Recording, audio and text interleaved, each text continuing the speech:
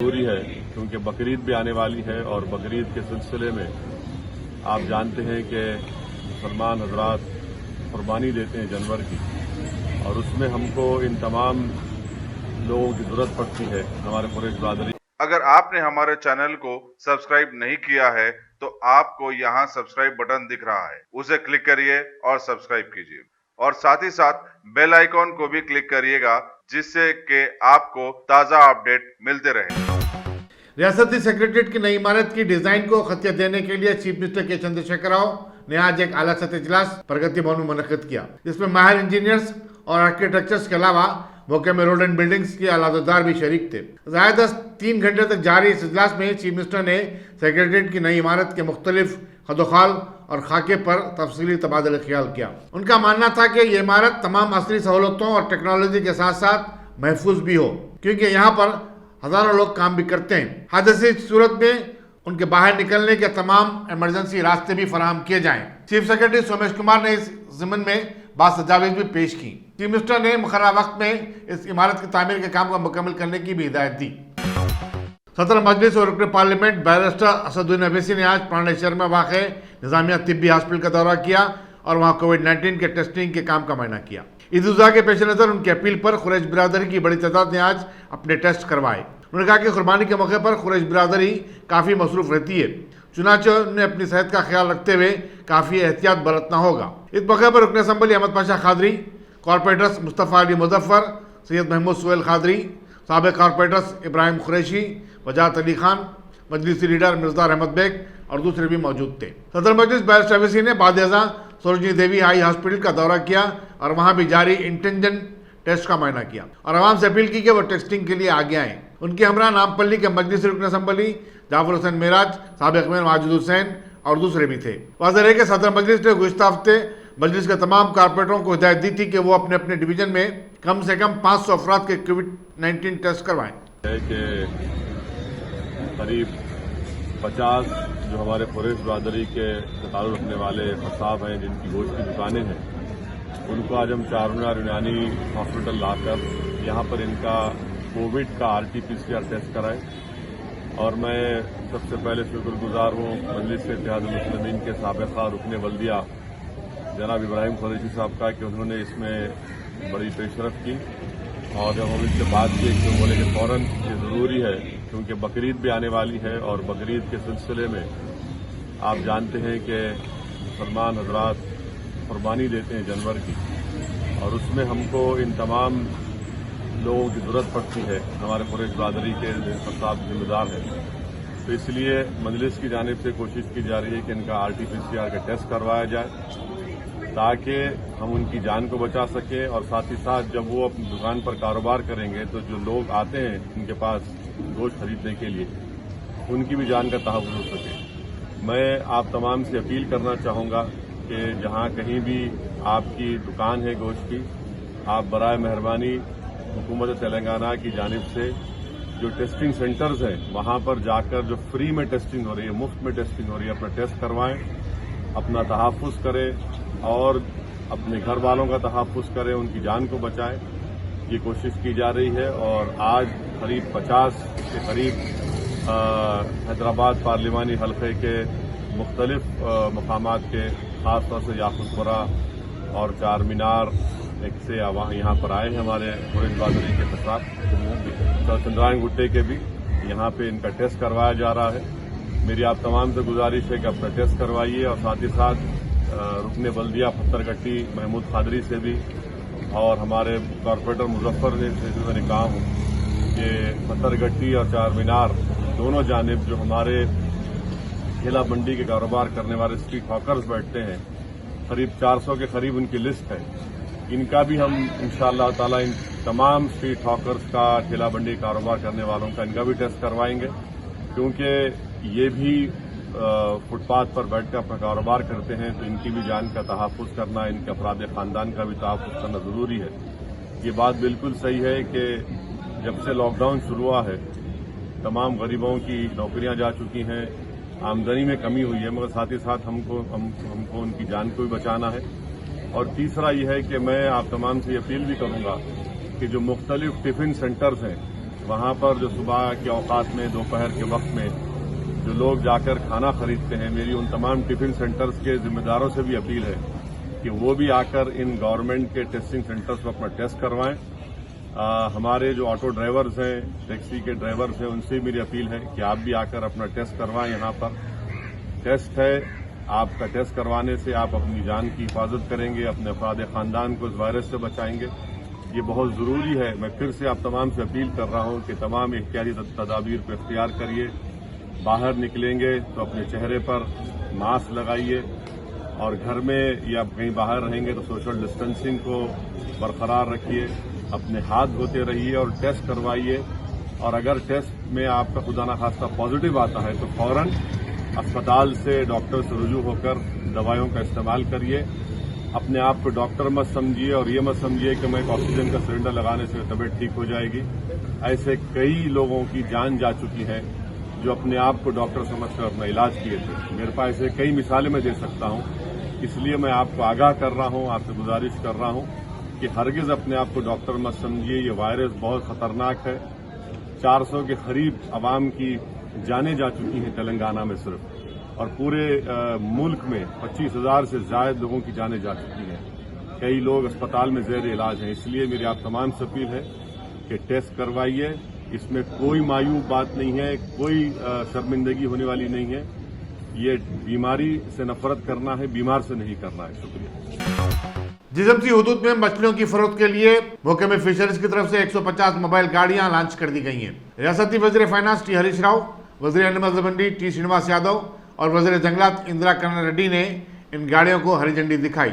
बाकायदा एक इजलास में इन वज़रा ने फिशरीज और डेयरी के फरोख्त देने की जरूरत पर जोर दिया। वज़ीर फाइनेंस ने ट्रकों के जरिए विजय डेयरी के दूध और दूसरी अशिया को गांव-गांव पहुंचाने की तजवीज पेश की। उन्होंने कहा कि बकरों को अमराज से बचाने उनका वक्तन फवक्तन वेटरनरी दवाखानों में मुआयने का इंतजाम भी किया जाए। इजलास में एनिमल हस्बेंड्री के सेक्रेटरी अनीता राजेंद्र, डायरेक्टर लक्ष्मा रेड्डी, विजय डेयरी के मैनेजिंग डायरेक्टर श्रीनिवास राव और महकमे फाइनेंस और जंगलात के अहदेदार भी शरीक थे। रियासती वज़ीर इंफॉर्मेशन टेक्नोलॉजी के.टी. रामाराव ने आज करीमनगर में मुख्तलिफ स्कीमों और इमारतों का इफ्तिताह किया, जिसमें एक नया IT tower, Telangana academy of skill and knowledge का नया इलाकाई दफ्तर और पीने के पानी की स्कीम शामिल है। इस मौके पर अपने खिताब में उन्होंने कहा कि रियासत में IT के फ़रोग़ के लिए कोशिशें जारी हैं और इसे वरंगल, निज़ामाबाद और खम्मम के बाद करीमनगर तक वसअत दे दी गई है। उन्होंने बताया कि करीमनगर में 83,000 मुरब्बा स्क्वायर फीट के नए IT टावर को 15 कंपनियों को दिया गया है, जहां मुलाजिमीन को 15,000 से 30,000 तक तनख्वाहें मिलेंगी।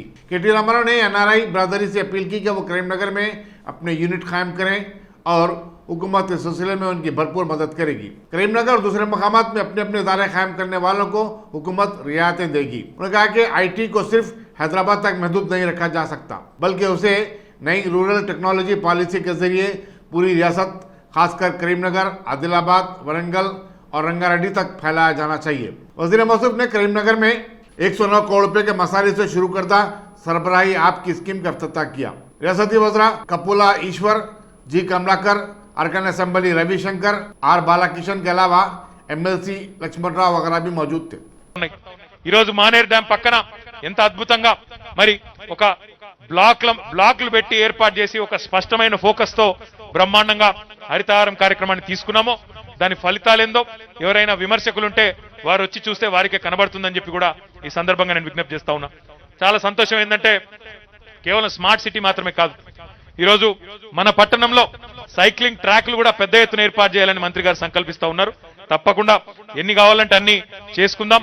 ముఖ్యమంత్రి గారికి కూడా ఇక్కడ ఏ కార్యక్రమం తీసుకున్నాం మీరు చూసినట్టయితే మానేరు మీద ఎవరు ఊహించలేదు ఒక అద్భుతమైన తీగల వంతెన, ఒక కేబుల్ స్టే బ్రిడ్జ్ ని ఈ రోజు దాదాపుగా 90% పూర్తయింది, ఇంకో 10% మాత్రమే మిగిలింది।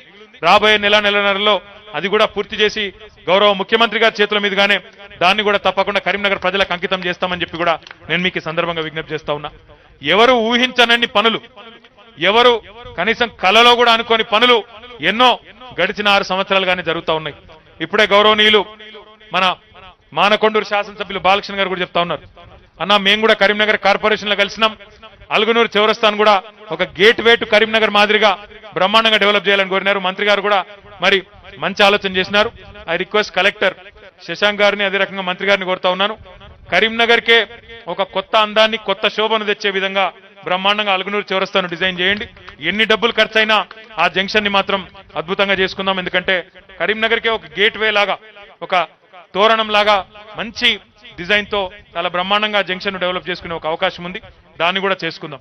కరీంనగర్ పట్టణానికి వచ్చిన ప్రతి ఒక్కరు నాకు చెప్తా ఉంటారు, గడిచిన 5-6 ఏళ్లలో ఎంత అద్భుతంగా మారింది పట్టణం అని చెప్తా ఉన్నారు. చాలా సంతోషం. ఇంకా చేయవలసిన పని ఉన్నప్పటికీ ఇప్పటిదాకా అనుకున్న అన్ని కార్యక్రమాలని బ్రహ్మాండంగా ముందుకు తీసుకొని పోతున్నందుకు హృదయపూర్వకమైన శుభాకాంక్షలు మీ అందరికీ కూడా తెలియజేసుకుంటూ, మా మాజీ మేయర్ రవీందర్ సింగ్ గారు కూడా ఇక్కడే ఉన్నారు. వారి ఆధ్వర్యంలో గతంలోనే రూపాయికి నల్లా కార్యక్రమాన్ని ప్రారంభించుకున్నాం. ఇంకా ఏమైనా మిగిలిపోయిన ఇండ్లేమన్నా ఉంటే, నల్లాలు ఇవ్వని ఇండ్లేమన్నా ఉంటే మున్సిపల్ శాఖ ఇప్పటికే ఒక నిర్ణయం తీసుకుంది. ఎక్కడ ఒక కొత్త నల్లా కావాలన్నా రూపాయికే నల్లా, తెల్ల కార్డు ఉంటే రూపాయికి నల్లా ఇచ్చే కార్యక్రమాన్ని కూడా మరి ఏమన్నా మిగిలిపోయి ఉంటే వాటిని కూడా పూర్తి చేసి పూర్తి స్థాయిలో 24 గంటలు కరీంనగర్ ప్రజలకు నీళ్లిచ్చే దిశగా మరి జరగబోయే ఒక ప్రయత్నంలో ఇది మొదటి అడుగు మాత్రమే అని చెప్పి మళ్ళొకసారి మీ అందరికీ గుర్తు చేస్తూ, ఈరోజు ఇక్కడే ఐటీ టవర్ కూడా ప్రారంభించుకుంటా ఉన్నాం. చాలా సంతోషం. ఎందుకంటే హైదరాబాద్ కు మాత్రమే పరిమితమైన ఐటీ ఈరోజు వరంగల్ కు, కరీంనగర్ కు, నిజామాబాద్ కి, ఖమ్మం కి, మహబూబ్ నగర్ జిల్లాలకు కూడా విస్తరిస్తా ఉంది. ఈరోజు కరీంనగర్ లో దాదాపు 83,000 స్క్వేర్ ఫీట్లలో మనం ఒక ఐటీ టవర్ ఏదైతే నిర్మాణం చేసుకున్నామో. आइंदा में आने वाली ईद उल जुहा के पेश नजर कमिश्नर पुलिस अंजनी कुमार ने सिटी पुलिस के आलादारों के साथ एक वीडियो कॉन्फ्रेंसिंग की और सख्त तरीन सिक्योरिटी इंतजाम करने की जरूरत पर जोर दिया। उन्होंने कहा कि इस मरतबा ईद उल जुहा ऐसे वक्त आ रही है जबकि पूरा मुल्क कोविड-19 से जूझ रहा है। इस जमन में कोविड-19 के हवाले से जारी करदा तमाम शराइत पर सख्ती के साथ अमल दरामद को यकीनी बनाया जाए। वीडियो कॉन्फ्रेंसिंग में additional commissioner law and order DS Chauhan, additional commissioner traffic Anil Kumar, joint commissioner special branch Tarun Joshi, deputy commissioner east zone Ramesh, additional deputy commissioner south zone Syed Rafiq के अलावा RTA के अहदेदारों ने भी हिस्सा लिया। रियासती वजीर बरखी जगदीश रेड्डी ने कहा कि रियासती हुकूमत किसान दोस्त है और उसने किसानों की फलाह बहबूद के लिए जो कुछ किया है वो माजी में किसी भी हुकूमत ने नहीं किया। जगदीश रेड्डी जिले नलगुंडा के मेरीगड्ढा में रैतु वेदिका का संगे बुनियाद रखने के बाद एक तकरीब से खिताब कर रहे थे। उन्होंने कहा कि चीफ मिनिस्टर चंद्रशेखर राव ने जब से हुकूमत संभाली है तब से वो किसानों के बारे में ही सोचते रहते हैं। उन्होंने किसानों के फायदे के लिए कई स्कीमों को भी शुरू किया है। इस मौके पर रुकने parliament B Lingaiah Yadav, additional collector V Chandrashekar, Rythu Bandhu committee के district coordinator Ramchandra Naik, joint director महकमे ज़राअत श्रीधर रेड्डी और दूसरे भी मौजूद थे। कोरोना वायरस से सेहतयाब होने के बाद सिटी पुलिस से वाबस्ता 2 मुलाजिमीन ने कोविड-19 के मरीजों को प्लाज्मा का अतिया दिया। बी अनिल गोलकुंडा पुलिस स्टेशन का कांस्टेबल है, जबकि मुकद्दम हबीबनगर पुलिस स्टेशन में होमगार्ड के हैसियत से 28 है। ये दोनों गुज़श्ता ड्यूटी के दौरान कोरोना वायरस से मुतासिर हो गए थे और हाल ही में सेहतयाब होने के बाद दोबारा ड्यूटी पर रुजू बेकार हो चुके हैं। City police commissioner Anjani Kumar की अपील पर, जिसमें उन्होंने सेहतयाब होने वालों से प्लाज्मा का अतिया देने की जरूरत पर जोर दिया था, ये दोनों आगे आए। कमिश्नर पुलिस ने दोनों पुलिस वालों की जज्बे की सिताइश की और कहा कि उन्होंने इंसानियत को सरबुलंदी अता की है। जबीरपुरा पुलिस ने एक मजहबी रहनुमा मौलाना सैयद हामिद हुसैन छुत्तारी को धमकियां देने पर वक्फ बोर्ड के सदरनशीन मोहम्मद सलीम के खिलाफ एक मुकदमा दर्ज कर लिया है। गुज़श्ता हफ्ते मौलाना छुत्तारी ने शिकायत की थी कि पहाड़ी शरीफ में कब्रिस्तान के लिए 10 एकड़ अराजी मुख्तस करने से मुतालिक सवाल पर मोहम्मद सलीम ने उन्हें धमकियां दी और उन्हें बदनाम किया। ताहम मोहम्मद सलीम ने एक प्रेस कॉन्फ्रेंस में मौलाना हामिद हुसैन छुत्तारी के इल्जाम की तरदीद कर दी। Assistant commissioner police Mirchowk P Anand Kumar ने तौसीक की कि मोहम्मद सलीम के खिलाफ दफे 506 के तहत मुकदमा दर्ज किया गया है। तेलंगाना स्टेट स्पेशल पुलिस की 7वीं बटालियन से वाबस्ता assistant sub inspector Mohammad Hamid की कोविड-19 से मौत हो गई। 38 साल हमीद को बेहतर इलाज के लिए निजामाबाद गवर्नमेंट हॉस्पिटल से हैदराबाद को मुंतकिल किया जा रहा था कि वो मिर्चल के करीब एम्बुलेंस में ही फौत हो गए। बोधन के रहने वाले मोहम्मद हमीद स्टेट पुलिस के डिस्पल्ली हेडक्वार्टर्स में तैनात थे। बटालियन कमांडेंट सत्या श्रीनिवास ने उनके इंतकाल पर गहरे दुख का इजहार किया है। इनकलाबी अदीब और शायर वरावरा राव की रिहाई का मुतालबा करते हुए CPI माउस्ट की तेलंगाना स्टेट कमेटी ने 25 जुलाई को रियासत बंद मनाने की अपील की है। कमेटी के तर्जुमान जगन ने कहा कि रियासती हुकूमत को चाहिए कि वो जेलों में महबूस दूसरे तमाम नक्सलाइट्स को भी रहा कर दे और जंगलाती इलाकों से ग्रे हंट्स को वापस बुला ले। यहाँ बताना जरूरी होगा कि वरावरा राव को भीम कोरेगांव वाक़े के सिलसिले में महाराष्ट्र में गिरफ्तार किया गया था और वो मुंबई के एक दवाखाने में इस वक्त जेर इलाज है। यूनिवर्सिटी ऑफ हैदराबाद मुल्क की बेहतरीन यूनिवर्सिटी में शुमार होती है और उसने एक सर्वे में मुल्क के 4थी बेहतरीन यूनिवर्सिटी का मकाम हासिल किया है। वाइस चांसलर सी अप्पारो ने कहा कि तुलबा, फैकल्टी, अलमनाई और नॉन टीचिंग मुलाजिमीन की अंतिम कोशिशों ने उसे ये मुकाम हासिल करने में मदद की है और हम इस यूनिवर्सिटी के मियार को बेहतर और बुलंद करने की सही जारी रखेंगे। एक जमाने में मशहूर जावा मोटरसाइकिल आज से हैदराबाद के बशमूल हिंदुस्तान के कई शहरों के शोरूम में आ गई है और इसकी डिलीवरी का सिलसिला भी शुरू हो गया है। डिलीवरी सिस्टम को साफ और शफाफ बनाने और तमाम कवायद और ज़ाबित की पाबंदी के साथ डीलर्स इस मोटरसाइकिल को सड़क पर उतार रहे हैं। कई डीलर्स ने अपने स्टाफ को कोविड-19 के तहत तमाम शराइत की तकमील की तरबियत दे रखी है और शोरूम में भी समाजी फासले की बरकरारी और सैनिटाइजेशन का भी खास ख्याल रखा गया है। रियासत असेंबली में कांग्रेस के फुल लीडर भट्टी विक्रमाका ने आज कहा कि रियासती हुकूमत कोरोना वायरस के मरीजों के इलाज मुआलजे की सहूलतें फराहम करने में नाकाम हो गई है। मरीज मुनासिब इलाज न होने की वजह से दवाखानों में दम तोड़ रहे हैं। एक बयान में मल्लू भट्टी विक्रमाका ने कहा कि कोरोना वायरस से जो अमवात हो रही है उसके लिए चीफ मिनिस्टर के चंद्रशेखर राव ही जिम्मेदार हैं, क्योंकि उनकी गफलत और लापरवाही के सबब ये सब कुछ हो रहा है। सरकारी दवाखानों में 900 डॉक्टरों की ज्यादातर मखलूआ है और हुकूमत इन्हें अब तक पूर्ण नहीं कर सकी। उन्होंने कहा कि चीफ मिनिस्टर इस अहम उमूर पर तवज्जो देने के बजाय मौके में आपाशी की तंजीम जदीद और सेक्रेटरीट की तामीर पर तवज्जो दे रहे हैं। रियासती वज़ीर तालीम सबीता रंगारेड्डी ने आज जिला रंगारेड्डी के चेवल्ला में अंडरग्राउंड ड्रेनेज के कामों का संग बुनियाद रखा। इस पर 30 लाख रुपए के मसारिफ आयद होंगे। उन्होंने इस मौके पर बताया कि कोविड-19 के चलते स्कूलों की कुशादगी का अभी कोई फैसला नहीं किया गया है, लेकिन तमाम स्कूलों को 22 जुलाई और 26 जुलाई के दरमियान दरसी कुतुब फराहम कर दिए जाएंगे। उन्होंने बताया कि स्कूलों से कहा गया कि वो कोविड-19 के कवायद का पूरा पास और लिहाज करते हुए अपने इदारे खोलें। इस मौके पर चेवल्ला के रुकन असम्बली के यादव, जिला परिषद चेयरमैन अनीता हरिनाथ रेड्डी, नायब सदर मंडल प्रजा परिषद शिव प्रसाद, सरपंच अब्दुल इनायत और दूसरे भी मौजूद थे।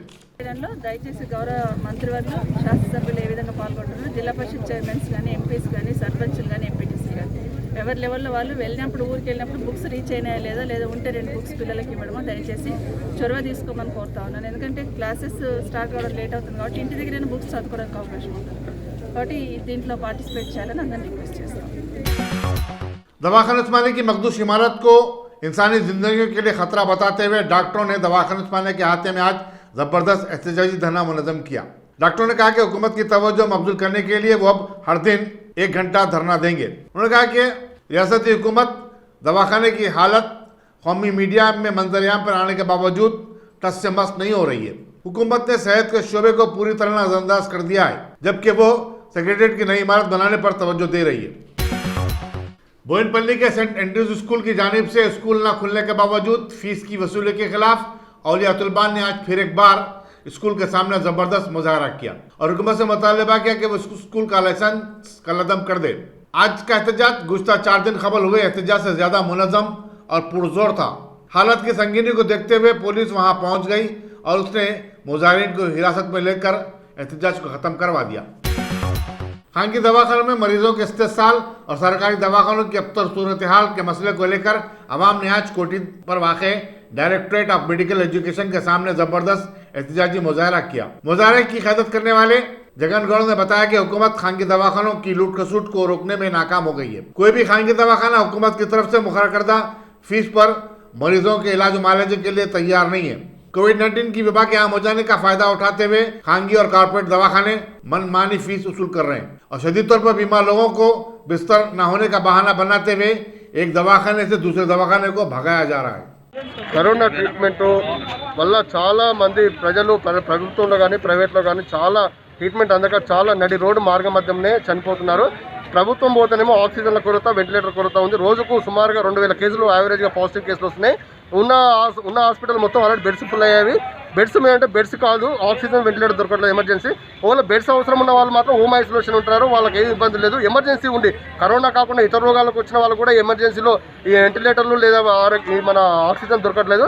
ప్రభుత్వం ప్రైవేట్లో పోతేనేమో ఈ యొక్క ఆక్సిజన్ వెంటిలేటర్కు ₹1,00,000 దోపిడీ। ఇతర రోగాలు ఉన్న కోవిడ్ సస్పెక్టెడ్గా చెప్తున్నారు, కోవిడ్ అనుమానితంగా చెప్తున్నారు। కోవిడ్ టెస్ట్ చేస్తే సుమారుగా 2 నుంచి 3 రోజులు పడుతుంది। ఆ 3 రోజుల వరకు సుమారుగా 2 నుంచి 3 లక్షల రూపాయలు వసూలు చేసుకొని వివిధ రకాలుగా నానా రకాలుగా ప్రజల్ని ఇబ్బంది పెట్టడం చాలా దారుణమైన సంఘటన. ఇది జీవో నెంబర్ 248 జూన్ 15న కరోనా ట్రీట్మెంట్ దృష్ట్యా ప్రైవేట్ కార్పొరేట్ హాస్పిటల్కు జీవో నెంబర్ విడుదల చేశారు. అయితే అందులో అప్పటి నుంచి ఇప్పటి వరకు ఏ హాస్పిటల్ ఈ జీవోని పాటించకపోవడం వల్ల మేము దీనిపైన నిరసన కార్యక్రమం చేపట్టాము.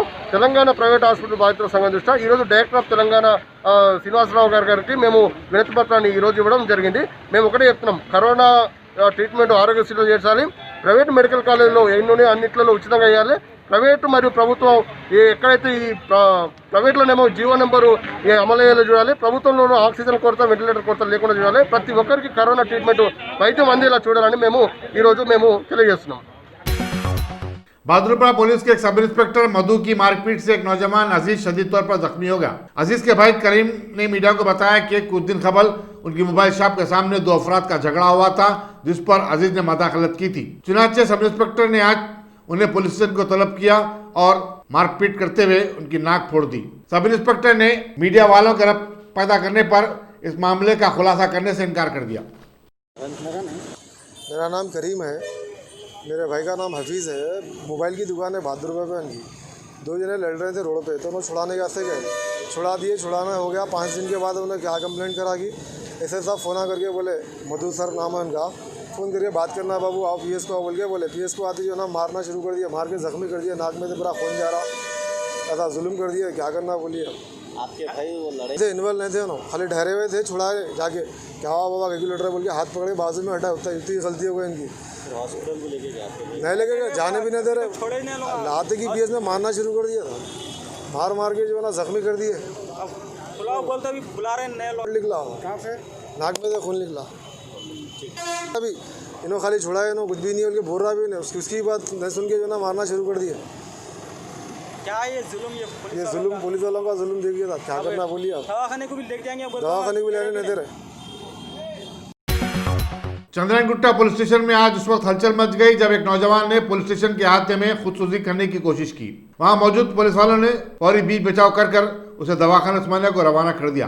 बताया जाता है कि वो 70% के तक झलक चुका था। खुदकुशी की वजूहात का इल्म नहीं हो सका। हैदराबाद की मरकजी रुयतीलाल कमेटी ने बताया है कि आज ज़िलहज्जा का चांद नजर नहीं आया। रुयतीलाल कमेटी के इजलास के बाद सदर मजलिस उलमा दक्कन मौलाना फूल पाशा कादरी ने मीडिया को बताया कि चाशंबा 22 जुलाई को 30 ज़िलक़ादा होगी और इस तरह ईद उल जुहा 1 अगस्त को होगी।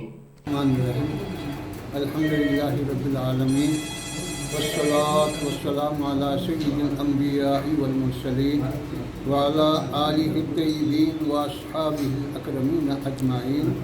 हज़रात, सदर मजलिस उलमाए दक्कन की जानिब से माह ज़िलहज्जतुल हराम की रुयत के बारे में वसी तर इंतज़ाम किया गया।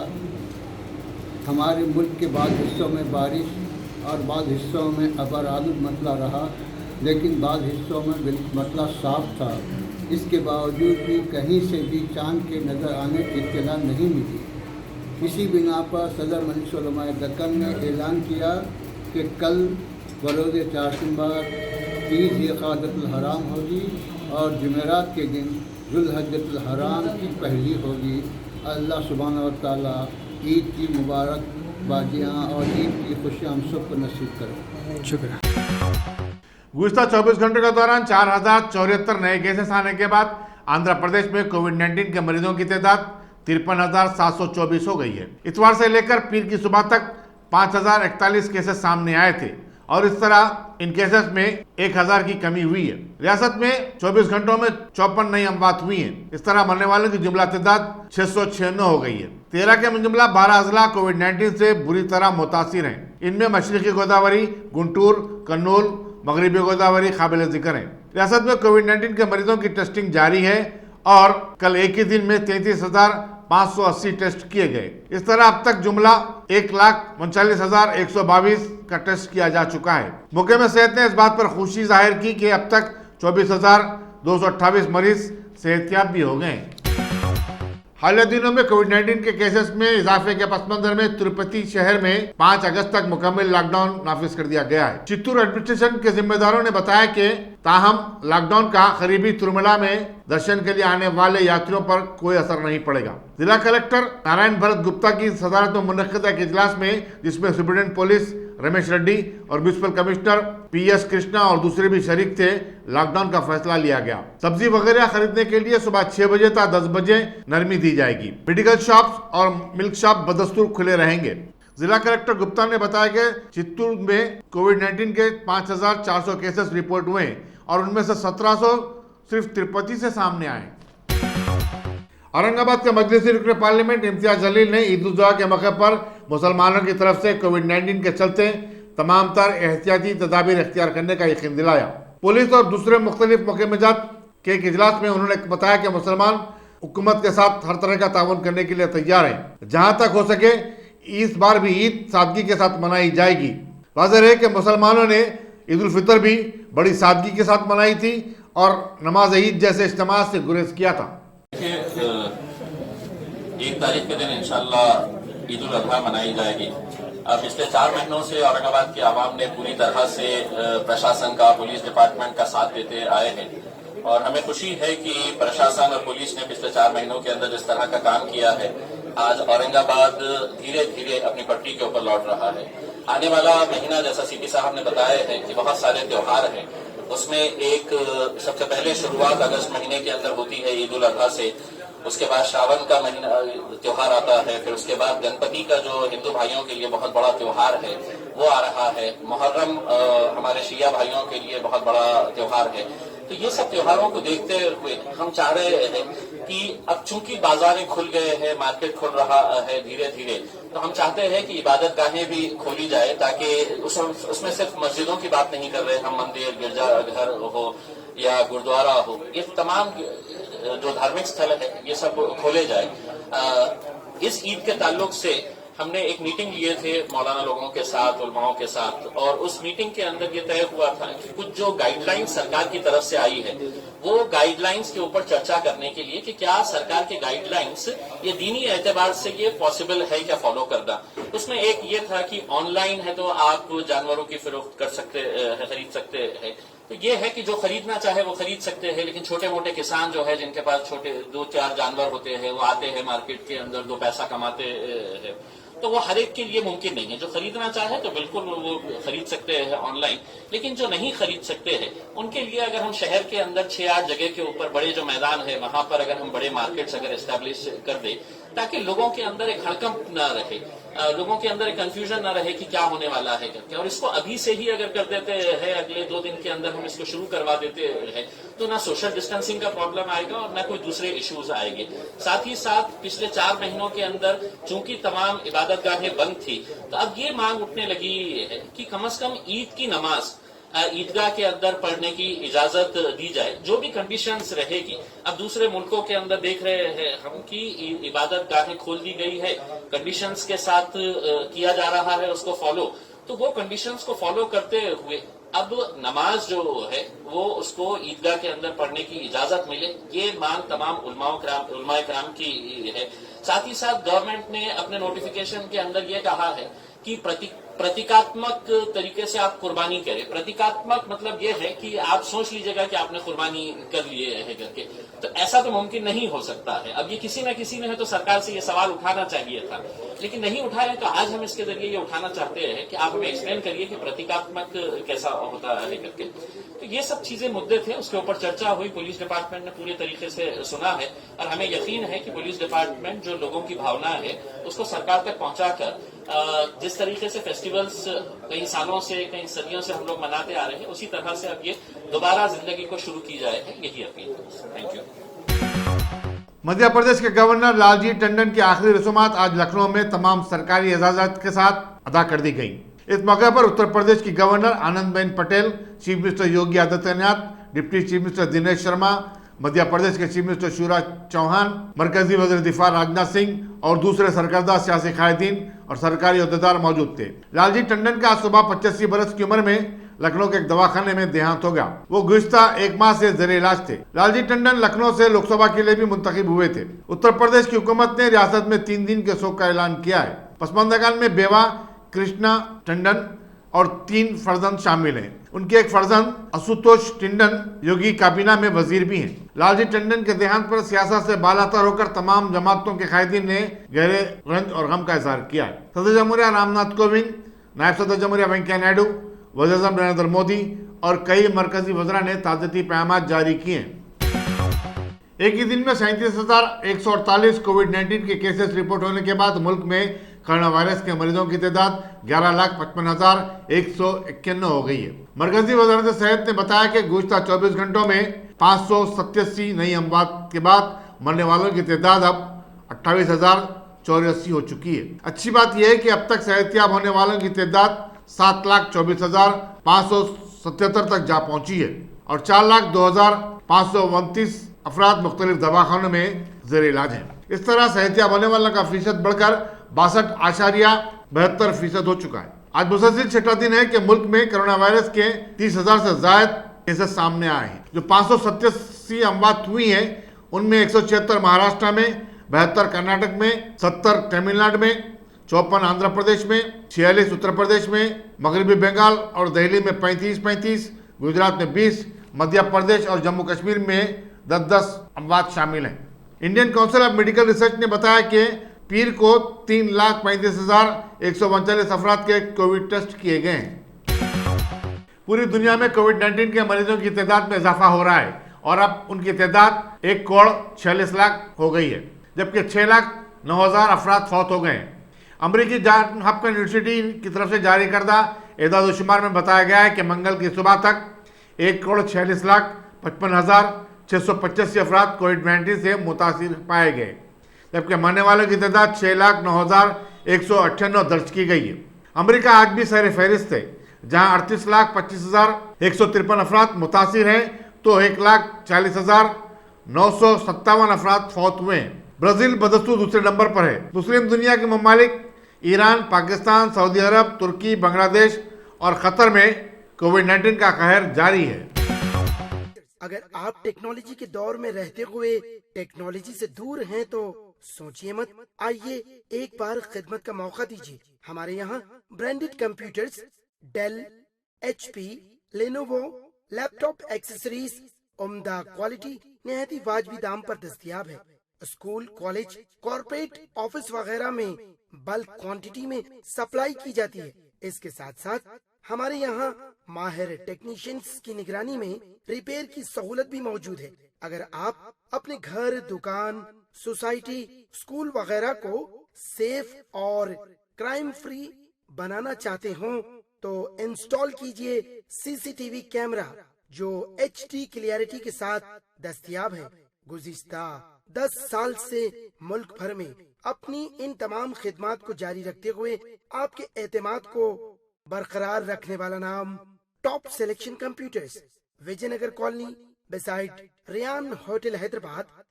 Director Syed Rashid Ali. Phone 9849715954। Top